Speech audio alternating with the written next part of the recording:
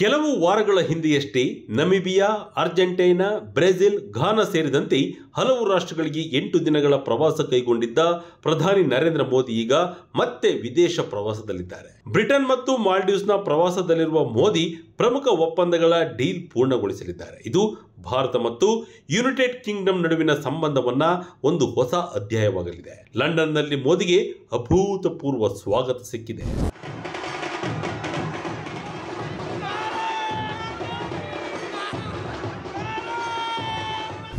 ಹಲವು ವರ್ಷಗಳಿಂದ ನಿರೀಕ್ಷೆಯಲ್ಲೇ ಉಳಿದಿರುವ ಭಾರತ ಯುಕೆ ಮುಕ್ತ ವ್ಯಾಪಾರ ಒಪ್ಪಂದಕ್ಕೆ ಈ ಬಾರಿ ಸಹಿ ಬೀಳುವ ಸಾಧ್ಯತೆ ಇದೆ. ಪ್ರಧಾನಿ ಮೋದಿ ಲಂಡನ್ಗೆ ಬಂದಿಳಿಯುತ್ತಿದ್ದಂತೆ ಅನಿವಾಸಿ ಭಾರತೀಯರು ಮೋದಿ ಮೋದಿ ಎಂದು ಜೈಕಾರ ಕೂಗಿ ಸಂಭ್ರಮಿಸಿದರು. 2014ರಲ್ಲಿ ಅಧಿಕಾರ ವಹಿಸಿಕೊಂಡ ನಂತರ 4ನೇ ಬಾರಿಗೆ ಪ್ರಧಾನಿ ಮೋದಿ ಅವರು ಯುಕೆಗೆ ಭೇಟಿ ಕೊಟ್ಟಿದ್ದಾರೆ. ಭಾರತ ಯುಕೆ ಮುಕ್ತ ವ್ಯಾಪಾರ, ಈ ಒಪ್ಪಂದದಿಂದ ಏನು ಲಾಭ?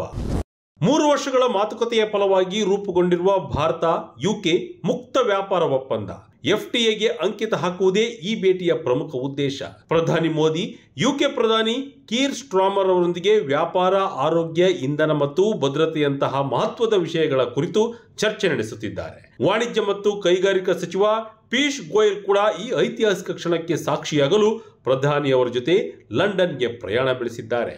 The comprehensive economic and trade agreement between our two countries has been concluded today. यह समझौता मात्र आर्थिक साझेदारी नहीं, बल्कि साझा समृद्धि की योजना है.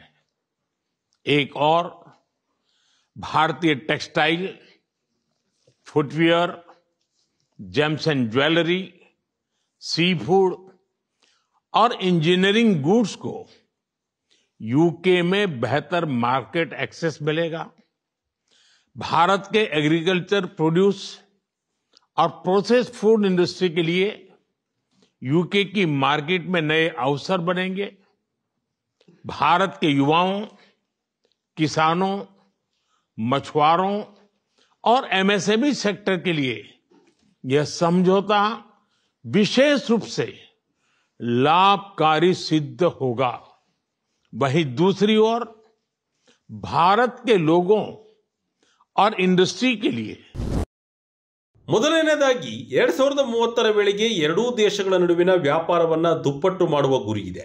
ಭಾರತದಿಂದ ರಫ್ತಾಗುವ ಚರ್ಮ, ಪಾದರಕ್ಷೆ ಮತ್ತು ಬಟ್ಟೆ ಸೇರಿದಂತೆ 99% ಉತ್ಪನ್ನಗಳಿಗೆ ಯುಕೆ ಮಾರುಕಟ್ಟೆಯಲ್ಲಿ ಸುಂಕ ಮುಕ್ತ ಪ್ರವೇಶ ಸಿಗಲಿದೆ. ಅಂದರೆ ಭಾರತದಿಂದ ರಫ್ತಾಗುವ ವೆಚ್ಚ ಮಾತ್ರವೇ ಆ ಉತ್ಪನ್ನಗಳ ಜೊತೆ ಸೇರಿಕೊಳ್ಳಲಿದೆ. ಆದರೆ ಬ್ರಿಟನ್ನಲ್ಲಿ ಹೆಚ್ಚುವರಿ ತೆರಿಗೆಯನ್ನ ಹೇರುವುದಿಲ್ಲ. ಇದರಿಂದ ಭಾರತದ ಉತ್ಪನ್ನಗಳು ಕಡಿಮೆ ದರದಲ್ಲಿ ಯುಕೆನಲ್ಲಿ ಖರೀದಿಗೆ ಸಿಗಲಿವೆ. And aerospace parts at affordable and attractive prices. इस समझौते के साथ ही डबल कंट्रीब्यूशन कन्वेंशन पर भी सहमति बनी है. इससे दोनों के सर्विस सेक्टर, विशेषकर टेक्नोलॉजी और फाइनेंस के उसको एक नई ऊर्जा मिलेगी. ईज ऑफ डूइंग बिजनेस को गति मिलेगी. कॉस्ट ऑफ डूइंग बिजनेस घटेगा और कॉन्फिडेंस ऑफ डूइंग बिजनेस बढ़ेगा. साथ ही यूके की अर्थव्यवस्था को भारतीय स्किल टैलेंट मिलेगा. इन समझौतों से दोनों देशों में निवेश बढ़ेगा और रोजगार के नए अवसर बनेंगे. इतना ही नहीं, ಇನ್ನು ಬ್ರಿಟನ್ನಿಂದ ಭಾರತಕ್ಕೆ ಆಮದಾಗುವ ವಿಸ್ಕಿ ಮತ್ತು ಕಾರುಗಳ ಮೇಲಿನ ದುಬಾರಿ ಸುಂಕ ಗಣನೀಯವಾಗಿ ಕಡಿಮೆಯಾಗಲಿದೆ. ಇದರಿಂದ ಅವುಗಳ ಬೆಲೆ ಅಗ್ಗವಾಗಲಿದೆ. ಈ ಒಪ್ಪಂದ ಕೇವಲ ಅಗ್ಗದ ವಸ್ತುಗಳಿಗೆ ಸೀಮಿತವಾಗಿಲ್ಲ. ಯುಕೆಯಲ್ಲಿ ಈಗಾಗಲೇ 1000ಕ್ಕೂ ಹೆಚ್ಚು ಭಾರತೀಯ ಕಂಪನಿಗಳು ಕಾರ್ಯನಿರ್ವಹಿಸುತ್ತಿದ್ದು ಸುಮಾರು 1 ಲಕ್ಷ ಜನರಿಗೆ ಉದ್ಯೋಗ ನೀಡಿವೆ. ಬ್ರಿಟನ್ ಭಾರತದಲ್ಲಿ 6ನೇ ಅತಿ ದೊಡ್ಡ ಹೂಡಿಕೆದಾರ ರಾಷ್ಟ್ರವಾಗಿದ್ದು ಸುಮಾರು $36 ಶತಕೋಟಿ ಹೂಡಿಕೆ ಮಾಡಿದೆ. ಈ ಒಪ್ಪಂದದಿಂದ ಈ ಸಂಬಂಧ ಮತ್ತಷ್ಟು ಗಟ್ಟಿಯಾಗಲಿದೆ.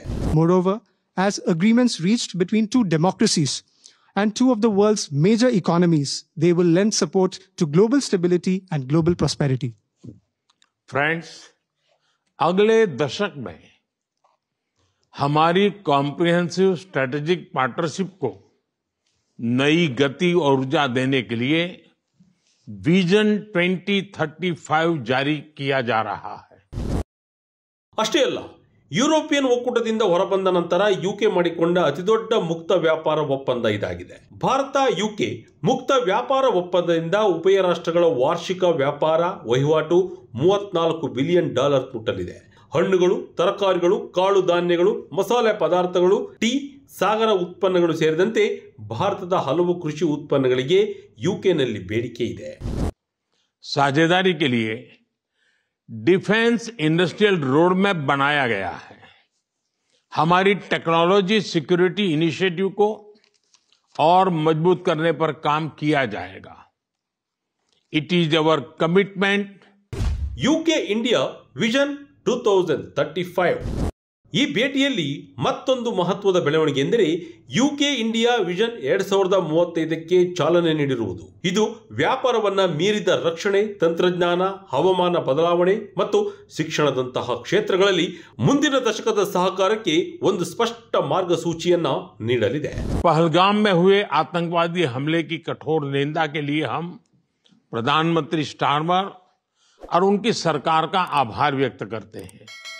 हम एक मत हैं कि आतंकवाद के खिलाफ लड़ाई में दोहरे मापदंडों का कोई स्थान नहीं है. हम इस बात पर भी सहमत हैं कि एक्सट्रीमिस्ट विचारधारा वाली शक्तियों को डेमोक्रेटिक फ्रीडम का दुरुपयोग नहीं करने दिया जा सकता. Those who misuse democratic freedoms. 2024-25ರಲ್ಲಿ ಭಾರತದ ಯುಕೆ ರಫ್ತು ಶೇಕಡ 12.6% ಏರಿಕೆಯಾಗಿ $14.5 ಬಿಲಿಯನ್ ತಲುಪಿದ್ದರೆ ಆಮದು ಶೇಕಡ 2.3% ಏರಿಕೆಯಾಗಿ $8.6 ಬಿಲಿಯನ್ ಗೆ ತಲುಪಿದೆ. ಅಮೆರಿಕ ಮತ್ತು ಭಾರತ ನಡುವೆ ಕೂಡ ವ್ಯಾಪಾರ ಒಪ್ಪಂದಕ್ಕೆ ಮಾತುಕತೆಗಳು ಅಂತಿಮ ಹಂತದಲ್ಲಿವೆ. ಒಟ್ಟಿನಲ್ಲಿ ಪ್ರಧಾನಿ ಮೋದಿ ಅವರ ಯುಕೆ ಭೇಟಿ ಭಾರತ ಮತ್ತು ಬ್ರಿಟನ್ ನಡುವಿನ ಐತಿಹಾಸಿಕ ಸಂಬಂಧಕ್ಕೆ ಹೊಸ ಬಲ ತಂದಿದೆ. ಈ ಮುಕ್ತ ವ್ಯಾಪಾರ ಒಪ್ಪಂದವು ಎರಡೂ ದೇಶಗಳ ಆರ್ಥಿಕತೆ ಚೈತನ್ಯ ನೀಡುವುದಲ್ಲದೆ ಜಾಗತಿಕ ವೇದಿಕೆಯಲ್ಲಿ ಭಾರತದ ಸ್ಥಾನವನ್ನ ಮತ್ತಷ್ಟು ಬಲಪಡಿಸಲಿದೆ. फ्रेंड्स, जब भारत और यूके मिले और वह भी टेस्ट सीरीज के दौरान, तो क्रिकेट का उल्लेख तो करना ही पड़ता है. For both of us, cricket is not just a game but a passion and also a great metaphor for our partnership. There may be a swing and a miss at times, but we always play with a straight bat. We are committed to building high scoring, solid partnership.